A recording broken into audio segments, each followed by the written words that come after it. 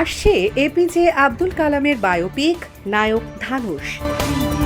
ভারতের প্রয়াত রাষ্ট্রপতি ও পরমাণু বিজ্ঞানী এপিজে আব্দুল কালামের জীবনী নিয়ে বলিউডে আসছে নতুন সিনেমা। তামিলনাড়ুর রামেশ্বরমে ছোট্ট এক বাড়িতে বেড়ে ওঠা এক কিশোর কিভাবে রাষ্ট্রপতি ভবনে পা রাখলেন, সেই যাত্রাই এবার দেখা যাবে পর্দায়। কালামের চরিত্রে অভিনয় করছেন দক্ষিণের তারকা ধানুষ। এই খবর নিজেই ঘোষণা করেন তিনি কান চলচ্চিত্র উৎসবের লাল গালিচা থেকে। সিনেমার নাম Kalam the missile man of India.